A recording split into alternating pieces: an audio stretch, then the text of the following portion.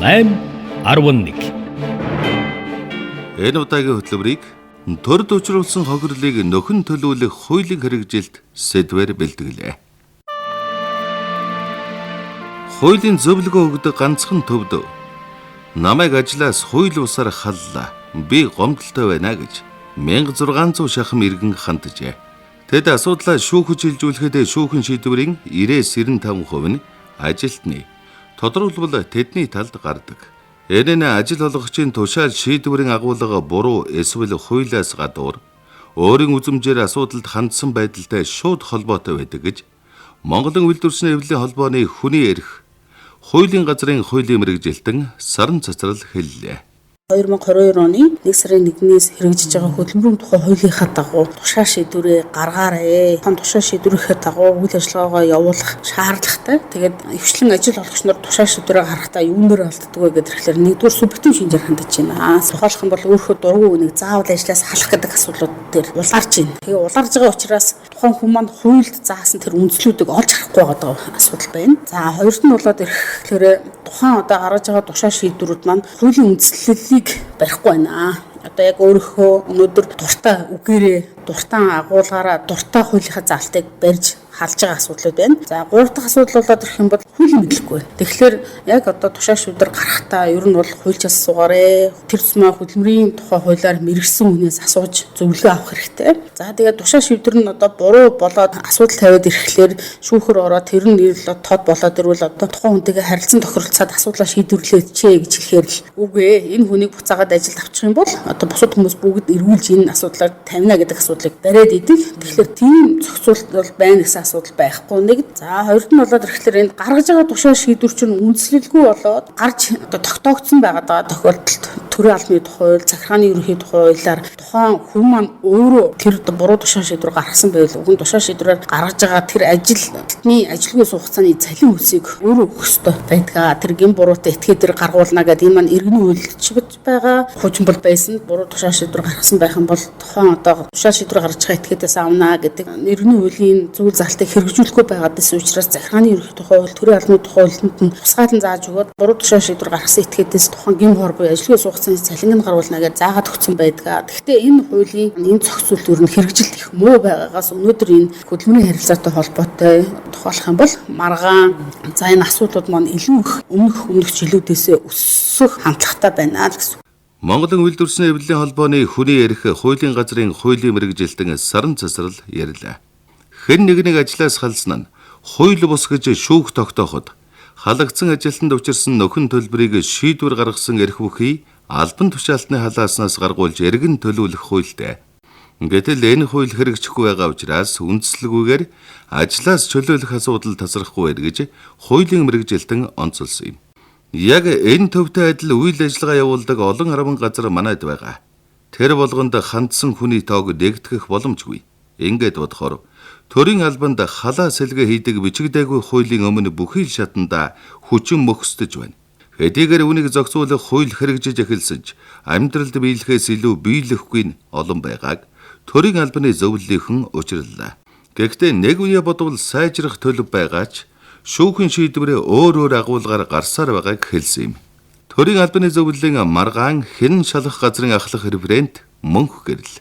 Хуульд бол шинээр онцлог зүйл баталсан. Энэ бол төрд учирсан хохирлыг хугацаанд төлөвлөх талаар хууль тогтоогчоос энэ төрийн албаны тухай хуулийн 50 дугаар зүйл гэдэг зүйлийг одоо ингэж баталсан. За энэний дагуу бол одоо төрийн албаны зөвлөлөөс бол холбогдох ажиллагаа хийгээд төрд учирсан хохирлыг барагдуулаад явж байгаа. Энэ дээр бас нэг тодруулж хэлэх зүйл байдгийг. Энэ төрд учирсан хохирол болгоныг төрийн албаны зөвлөл нэхэмжлэнэ гэсэн юм буруу ойлголт одоо нийгэмд яваад байгаа. Энэ нь болохоор тодруулж хэлэх юм бол яг төрийн албаны тухай хуулийн төрийн албаны зөвлөл төрийг төлөөлж нэхэмжлэх эрхтэй ерөөсөө 3 залтал байгаа. Энэ дээр төрийн жинхэнэ албан хаагчийг төрийн албанаас хууль бусаар төр чөлөөлсөн халсан тохиолдолд одоо энэ ажилгүй байсан хугацааны цалин гол одоо ингээд шүүхээр юм уу төрийн албаны зөвлөлөөр ингээд тогтоосон бол төрийн албаны зөвлөл нэхэмжлэнэ гэсэн юм хуулийн залттай. Энэнийхээ дагуу төрийн албаны зөвлөл нэхэмжлээ явж байгаа. Харин төрийн үйлчилгээний албан тушаалтан одоо төрийн улс төрийн албан тушаалтан. За улс төрийн албан тушаалтан гэхээр баг хорооны засаг дарга, сум аймгийн засаг дарга, төрийн үйлчилгээний албан тушаалтан гэхээр нөгөө эмч багш гэдэг ингээд тодтогч хэлбэл энэ хүмүүсийг одоо ингээд халсны улмаас энэ ажилгүйсэн хугацааны цалин гаргуулах энэ асуудал бол төрийн албаны зөвлөлд бол ингээд хамааралгүй, хуульчилж өгөөгүй, бид бол нэхэмжлэх ирэхгүй хуулиараа ийм байгаа. Харин төрийн жинхэнэ албан хаагчийг халсан чөлөөсөн төр чөлөөсний улмаас ажилгүй байсан хугацааны цалин олгосон асуудлыг бол төрийн албаны зөвлөл нэхэмжлээд нийт 19 оноос одоо хойш яг өнөөдрийн байдлаар бол 23 нэхэмжил шүүхэд гаргасан. Энэ нь бол хотод одоо нийслэлд байгаа шүүхүүд болон орон нутагт байгаа шүүхүүд төр ингээ гаргацсан явж байна. За үүнээс бол одоо тодтогч яг тоон дүнгээр нь хэлэх юм бол 231 сая төгрөгийн мөнгөний төлбөрийг бол яг нэхэмжилсэн байгаа. За үүнээс яг шүүхийн шийдвэр гаргуулад шүүхийн шийдвэр гарцсан энэ буруутай албан тушаалтанд төлөх ёстой маа гэдэг шийдвэр гарцсан нь бол 101 сая төгрөгийг бол яг өнөөдөр төлөвлөх шүүхийн шийдвэр гарцсан байна. За үүнээс яг энэ төрийн албаны зөвлөл бас энэ ажилтай холбоотойгоор энэ сангийн яамд энэ төр төвчөрсөн хохирлын данс гэж нийлгэсэн. 19 онд нийлгэсэн. За яг энэ дансанд бол яг өнөөдрийн байдлаар бол нэг 8 сая гаруй төгрөг бол төвлөрүүлсэн байгаа. Яг дансанд орцсон. За энэ шүүхийн шийдвэр гарцснаас хойш одоо энэ бас энэ буруутай албан тушаалтнууд бол ингээ мөнгөө сайн дураараа төлөхгүй байна. Энэ дээр ямар ажиллагаа хийж байгаа вэ гэхээр төрийн албаны зөвлөлөөс шүүхийн шийдвэр гүйцэтгэх байгууллага албадан гүйцэтгүүлэх шүүхийн захирамж гаргуулаад шүүхийн шийдвэр гүйцэтгэх байгууллагаар одоо ингээ албадан гүйцэтгүүлэхийн ажиллагааг бол хийж байна. Төрийн албан хаагчийг чөлөөлөх томилох шийдвэр гаргахдаа засгийн газар төрийн байгууллагууд төрийн албаны тухай болон холбогдох бусад хууль тогтоомж зөрчдөг. Үндслэгүйгээр ажлаас чөлөөлөхийн зэрэгцээ бусдыг хууль зөрчин төрийн албанд томилж байгаа явдалч их байна. Ганцхан жишээ хэлэхэд ковидын хуулиараа ямар ч сонгон шалгаруулалтгүй томилогдсон 500 гаруй албан тушаалтны тухай баггүй шүүгсэн. Тэдний чөлөөлөх тогтоолыг төрийн албаны зөвлөлөөс гаргаж холбогдох яам агентлагуудад уламжилсан байдаг. Эдмэт олон шалтгаанаас үүдэн албан тушаалтны буруутай шийдвэрийн улмаас улсын төсвөөс үр ашиггүй зардал ихээр гардаг. Хэн нэгнийг ажлаас халсан нь хууль бус гэж шүүх тогтооход халагдсан ажилтнанд учирсан нөхөн төлбөрийг шийдвэр гаргасан эрх бүхий албан тушаалтны халааснаас гаргуулж эргэн төлөвлөх хуультай. 2019 оноос хэрэгжиж эхэлсэн төрийн албаны тухай хуулийн 50 дугаар зүйлд төрд учруулсан хохирлыг нөхөн төлөвлөх, хяналт тавих талаар тодорхой тусгасан байдаг. Тодорхойлбол төрийн жинхэнэ албан хаагчийг хууль бусаар төрийн албанаас чөлөөлсөн, төр чөлөөлсөн халсныг төрийн албаны төв байгууллага эсвэл шүүх тогтоосон бол төрд учруулсан хохирлыг уг шийдвэрийг гаргасан буруутай албан тушаалтнаар нөхөн төлөвлөнө. Түүнчлэн төрийн албаны төв байгууллага шүүхэн шийдвэрийн биелэлтийн талаар бүртгэл хөдөлж, төрд учруулсан хохирлын нөхөн төлөлтөд хяналт тавьж, нөхөн төлөгдөөгүй тохиолдолд төрийг төлөөлж шүүхэд нэхэмжлэл гаргана гэжээ. Нэгүсэндөө төрийн нэрийн өмнөөс төрийн албаны зөвлөл нэхэмжлэл гаргаж, шүүхэд хандсанаар төрийг хохирлгүй болгох эрхтэй юм.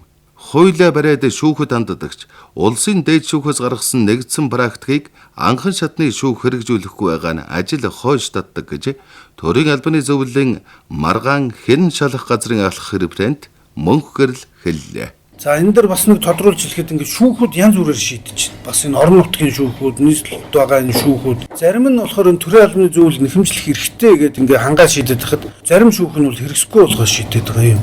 Шүүх болохоор ингээд нэгдсэн практик байхгүй. Уул нь улсын дээд шүүхээс бол 2019 онд төрийн албаны зөвлөлийн нэхэмжил гаргасан 2 хэргийг 2020 онд шийдэхдээ энэ бол нэхэмжлэх эрхтэй. Угаасаа энэ төрийн албаны зөвлөл ингээд нэхэмжлэх нь зөвөө гэдэг ингээд практик тогтоочод байхад анхан шатны шүүхүүд одоо янз бүрээр шийддэг. Зарим нь хэрэгсэхгүй болгож байна. Ийм асуудлууд байна. 2019 оноос хойш нийт 23 албан тушаалтантай холбоотой 231 сая төгрөгийн нэхэмжиллийг шүүхэд гаргасан бол үүнээс 101 сая төгрөгийг буруутай этгээдээс гаргуулах шүүхийн шийдвэр гарчээ. Гэвч төрд учирсан хохирлын дансанд өнөөдрийн байдлаар 8 сая гаруй төгрөг байршиж үлдэгдэл мөнгө болох 93 сая төгрөг орж ирээгүй байна. Шүүхийн шийдвэр гарсаар байхад буруутай албан тушаалтнууд мөнгөө төлөхгүй байгаа учраас бид дараагийн арга хэмжээг авч шүүхийн шийдвэрийг гүйцэтгэх байгууллагаас албадан гүйцэтгүүлэх захирамж гаргуулж энэ ажлыг эхлүүлсэн гэж төрийн албаны зөвлөлөөс мэдгдлээ. Хууль байгаад ч шүүхийн өмнө унаж шүүхийн шийдвэр гарсан ч шийдвэр биелүүлдэггүй буруутай этгээдийн балгаар төрийн албан хаагч ажилгүй болсоор байх уу? Үүний урьдчилан төрийн мөнгө нэмгэрч байгаа энэ гажуудлыг цаашид хэрхэх вэ? Нэг сайд дарга ирэхээр бага бүрдүүлнэ гэх нэрийн дор халаа сэлгэ хийдэг. Өөрөөс бол болж төрийн алба чадвартай, чанартай, тогтвортой болж төлөвшөхгүй байл. Авилгатай тэмцэх газраас 2017, 2018, 2019 оны тоо баримтыг сөхөж дүн шинжилгээ хийхэд нөхөн төлбөрт 1.3 тэрбум төгрөгийг улсын төсвөөс гаргуулсан байжээ. Энэ хугацаанд нийт 796 албан тушаалтан ажлаас халагдсан байна. Тэдэнд ажилгүй байх хугацааны цалин хөлс, нийгмийн даатгалын шимтгэл нөхөн төлөхөд нийт 4 тэрбум 94 сая төгрөгийн нөхөн олгоор олгох шүүхэн шийдвэр гарчээ.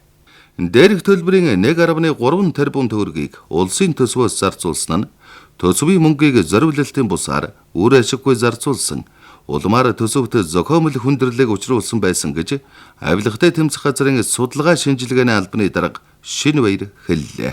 Манай хийсэн судалгаа болохоор 17, 18, 19 оны бүтэн 3 жилийн гэхдээ албанаас халагдаад тэгээд шүүхэд нэмжил гаргаад шүүхтэр ялаад тэгээд буцаад томлоо. Юу халагдсан хугацааны цалин хөлс системийн өгөө шийдвэр гараад тэр нь шүүхэн шийдвэр дээр ирсэн тэр хэмжээний л судалгаа хийсэн. Тэгэхээр тэр чинь бүх халагдсан хүн бүх одоо шүүхэд нэмжил гаргасан тэгээд янз янзын шийдвэр гарсан бүх асуудал бол хамаараагүй. Нийт төл гэж шийдвэр гарсан шийдвэр нь бол 4 тэрбум баггүй. Тэгээд тэрнээс яг 3.3 тэрбумын төлсөн байдгийг. 3.3-аас 40% буюу 1.3 тэрбумыг улс төлцсөн байдгийг. Шүүгийн шийдвэр нь магадгүй буцааж тэр юмгийн төл гэж гарсан байгаа шүү дээ. Тэгэхээр уг нь бол төрийн албаны одоо үйлчилж байгаа хуулиар бол алсан буруутай албан тушаалтанд төлөх ёстой. Гэхдээ 1.3-ыг нь бол улс төсвийн мөнгөөр төлцсөн байгаа байхгүй юу? Төлсөн мөнгөний 40%. Тэгэхээр тэр чинь бага мөнгө биш шүү дээ. 1.3 тэрбум гэдэг чинь. Хин их халт солиод байна гэхээр боловсролын салбар. Тэтгэн удирдлага буюу тэтгэн захиргааны байгууллагууд, аймаг нийслэлийн тамгын газар, засаг дарга нар эсвэл засаг даргын тамгын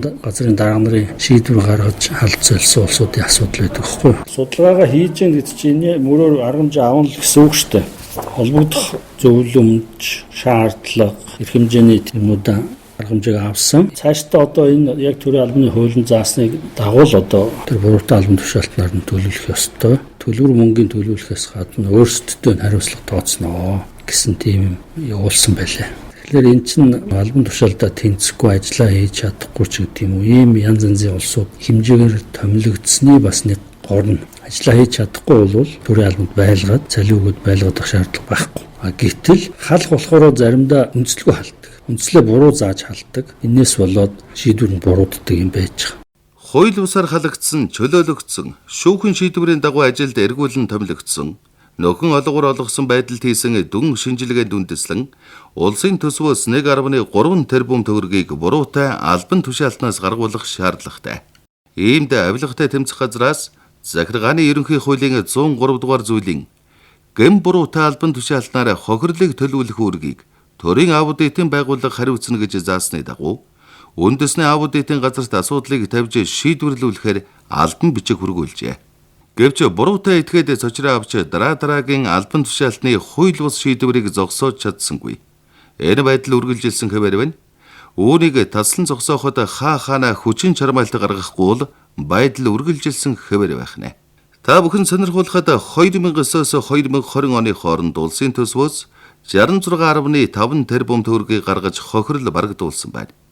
Үүнийг задлж харвал 1159 иргэнд 19.9 тэрбум, өөрөөс эрүүгийн хэрэгтэй шалгах явцад учирсан хохиролд 369 иргэнд 10.5 тэрбум төгрөг, 424 гаруй хуулийн этгээдэд 46.6 тэрбум төгрөг зарцуулжээ.